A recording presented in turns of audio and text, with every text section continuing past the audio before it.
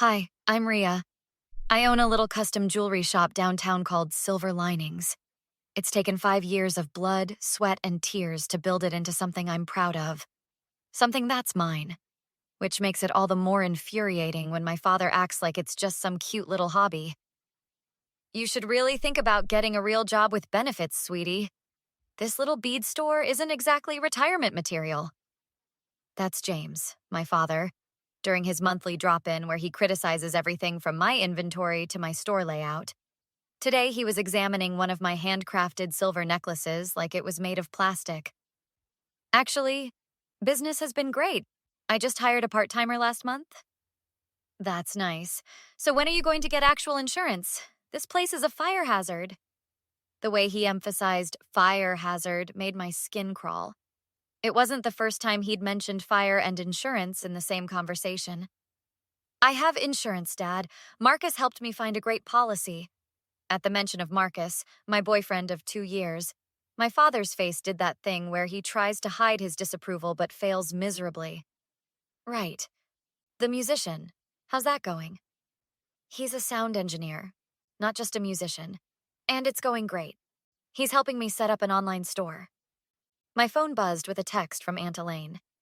She's my mom's sister and the only family member who's consistently had my back. Dinner still on for Thursday? Made your favorite lasagna. XO. I smiled and texted back a quick yes. Your aunt's still babying you? James asked, peering over at my phone. She's supportive. There's a difference. The bell above the door jingled and in walked Veronica, my father's new wife. She was 15 years younger than him and always seemed to be walking on eggshells. Hey, Veronica, I said, genuinely happy to see her. Despite my complicated feelings about their marriage, she'd always been kind to me. Hi, Ria. The new window display looks amazing. Thanks. I just finished it yesterday. We can't stay, James cut in. Just picking up the cufflinks I ordered. I haven't forgotten, I said, pulling out the custom silver cufflinks I'd made for his upcoming business dinner. Veronica touched one gently. These are beautiful. You're so talented. They'll do, James said, pocketing them without asking the price. He never paid for my work. After they left, Marcus called. How'd it go with the spawn of Satan? Same as always. He asked when I'm getting a real job, insulted you, and took merchandise without paying. One day he'll see what you've built here. I'm not holding my breath. He's been undermining me since I was old enough to have dreams. Remember when he accidentally spilled coffee on my art school application? Later that night, I was at Marcus's apartment when my phone rang at 3 a.m. James's name flashed on the screen. Your building's on fire. Hope you're insured, he said, his voice oddly calm. I sat up straight, my heart racing, until I remembered the security system notification on my phone. No alarms had been triggered. What are you talking about? The jewelry shop. It's burning right now. Such a shame. I just laughed, which clearly wasn't the reaction he expected. That's weird because the security system would have alerted me. There's no fire, Dad. His breathing changed. Must be mistaken. Go back to sleep. As I hung up, Marcus stirred beside me. Everything okay? No, I said slowly, but I think it's about to be. I couldn't go back to sleep after that call. Marcus sat up and turned on the lamp. What did your dad want at this hour? He said my shop was on fire. But there's no fire. The security system is totally quiet. Marcus's face hardened. That's not a mistake someone makes. That's messed up. It's not just messed up. It's exactly what Veronica warned me about last week. 7 days earlier, Veronica had shown up at my shop just before closing, looking over her shoulder like she expected to be followed. I need to talk to you, but you can't tell anyone I was here. I locked the door and flipped the sign to closed. What's wrong? It's James. I overheard him talking to someone on the phone about insurance policies and how unfortunate accidents happen all the time. That could mean anything, I said, but my stomach was already nodding. He specifically mentioned your shop and how much the property would be worth after it was gone. Her hands trembled. He's planning something bad, Ria. I think he wants to burn down your store. Why would he do that?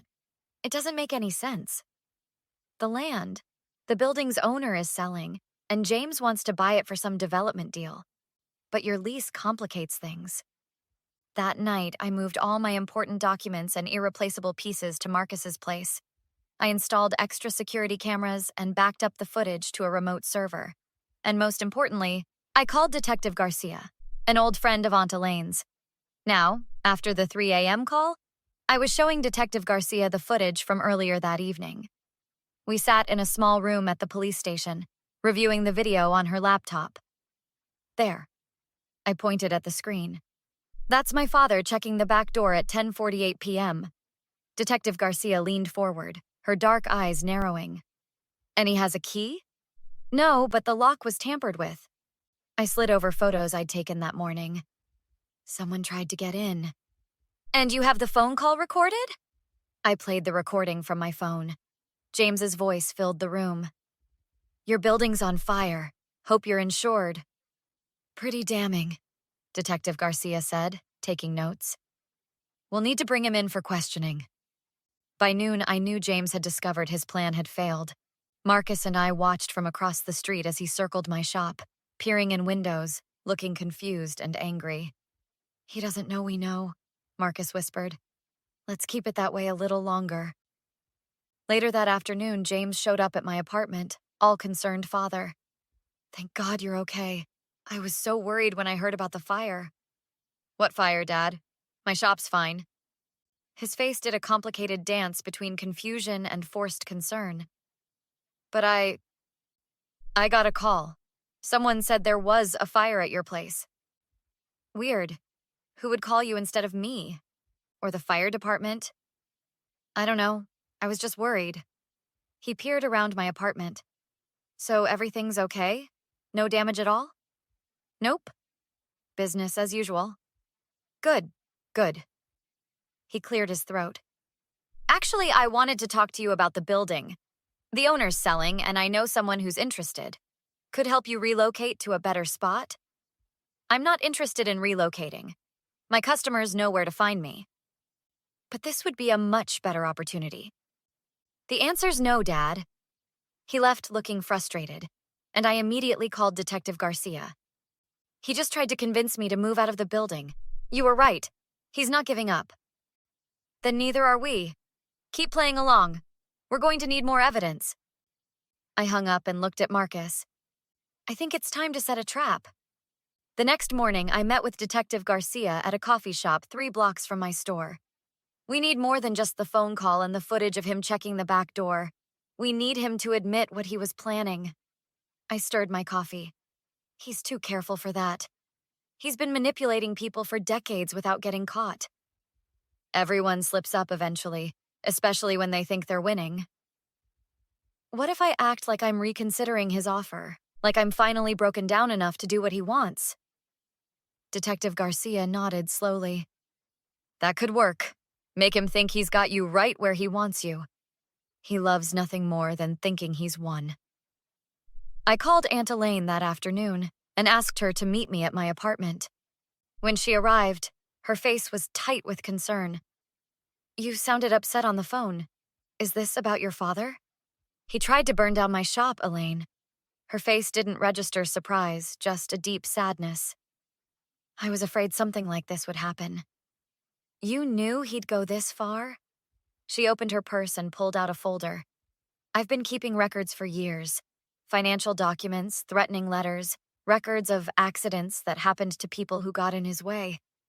I flipped through the pages, stunned. This goes back 20 years. Your mother knew some of it. It's why she left him. Why didn't you go to the police? I never had enough proof of any one thing, but maybe together with what you have now. Detective Garcia confirmed that Aunt Elaine's evidence created a pattern that strengthened our case. Now we just needed to catch him in the act. I called James the next day, making my voice small and defeated. Dad, I've been thinking about what you said, about relocating the shop. That's wonderful, sweetheart. I knew you'd see reason. It's just, I'm worried about insurance. The policy Marcus got me might not cover a move. Don't worry about that musician's advice. I can help you with the insurance angle. Would you? Maybe we could meet at the shop tomorrow? I'd feel better discussing it there. Perfect. I'll bring Edward too. He's the one interested in the property. 6 o'clock? See you then. After hanging up, I texted Detective Garcia. He took the bait. Tomorrow at 6. The next day, Detective Garcia and 2 plainclothes officers set up surveillance across the street. Inside my shop, tiny microphones were hidden among my jewelry displays. I wore a wire under my sweater. Testing, testing, I whispered. Detective Garcia's voice came through my earpiece. Clear as a bell. We'll be listening to everything. If he admits to the arson attempt or threatens you in any way, we move in. At exactly 6, the bell above my door jingled. James walked in with a tall, balding man I'd never seen before. Rhea, this is Edward Montgomery. He's very interested in this location for his new restaurant concept. Edward shook my hand. Your father speaks very highly of your business acumen. Says you're smart enough to know when an opportunity presents itself. That's not exactly what I meant, I said, watching James's expression darken. I meant I'm worried about insurance issues if there was an incident. James glanced nervously at Edward. Maybe we should discuss that privately. No need, I said. I think Edward should hear everything. After all, we're all going to be working together on this deal, right?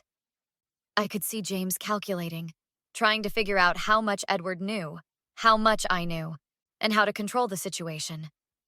Right, he said finally. No secrets among partners. I locked the door and flipped the closed sign. Time to spring the trap. So, Dad, tell Edward about the fire that was supposed to happen here. James's smile froze. What are you talking about? The fire you called to tell me about at 3 a.m.